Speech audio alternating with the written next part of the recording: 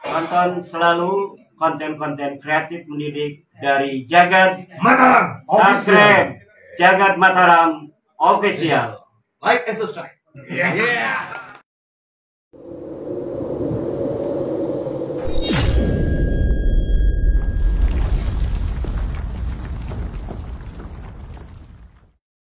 Dari mana saya tahu? Dari keterangan kitab itu juga.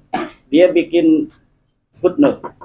Di dalam manuskrip tidak ada. Namun tahun ini di dalam kitab Tarikh Syambal disebutkan sebagai tahun wafatnya Pak Muqaddam. Nah, seorang pentahqiq yang jujur, sebuah manuskrip akan dibiarkan apa adanya. Kalau tidak terbaca, maka akan diberi titik 3. Bahwa nanti ada keterangan di bawahnya, manuskripnya tidak bisa dibaca. Tapi itu kitab Tarikh Ibnu Hisan, ini orangnya asli, pakar sejarah asli. Itu malah ditambahin dengan tambahan dari pentahqiq manuskrip itu. Kemudian diberikan footnote di bawahnya bahwa di dalam manuskripnya tidak ada. Sementara kalau orang awam cara baca, itu hanya baca di dalam kitabnya tanpa membaca daripada footnote-nya itu. Jarang yang baca footnote itu kecuali para peneliti. Nah, itu mereka ingin kita hanya membaca dari kitab atasnya itu, footnote-nya yang kecil itu jarang orang mau baca. Ya itu banyak yang baca itu sejarah itu nyari bab Ahmad bin Isa, langsung aja nyari mana nih Ahmad bin Isa, tapi tidak dibaca muqaddimahnya. Dalam muqaddimah itu disebutkan biasanya bahwa ini manuskripnya ada tahun 199 seperti kitab Abnaul Imam fi Misr wa Syam itu kitabnya tahun 199 Hijriah. Yang dicatat hanya anaknya Imam Hasan dan Imam Husain yang ada di Mesir dan yang ada di Syam. Tapi kemudian diatribusikan sebagai karangan orang di abad kelima di dalam cetakannya itu. Kemudian penambahan oleh ulama abad 11 dan abad 13 itu tidak disebutkan dan tidak dibedakan cara nulisnya itu. Kalau kita nulis kitab atau baca kitab Fathul Qorib, kan itu ada matan takribnya, ada sarahnya Fathul Qorib. Untuk membedakan antara matan dan sarah, itu dipakai tanda kurung.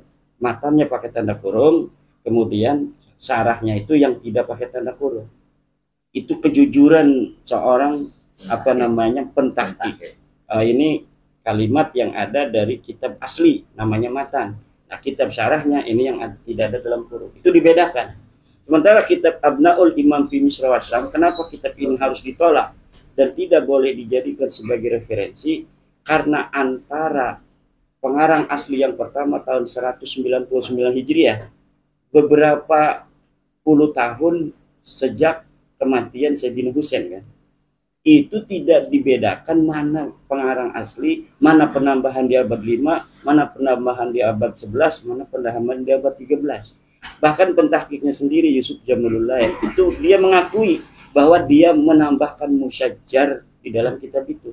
Kemudian kitab itu dicetak sedemikian rupa, kemudian dijadikan pegangan oleh Rabi Talawiyah. Ini kitab abad kelima. Padahal kitab itu kitab yang sudah ditambahi oleh 4 orang.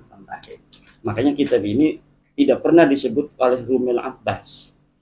Karena dia masa seorang historian, kok ngaku historian pakai kitab yang macam itu, malu dia. Tapi Rabi Talawiyah masih pakai. Rabi Talawiyah masih pakai kitab itu. Dan di Facebook itu kan dibikin sebuah narasi, disebar-sebar di WA grup itu, kitabnya ada, iman bohong segala macam. Itu karena mereka berniat bikin narasi itu untuk orang-orang awam yang tidak mau memverifikasi sebuah berita. Dan itu yang sekarang ada itu hanya framing saja. Sebenarnya Nasabalawi itu sudah wallahu a'lam bishawab.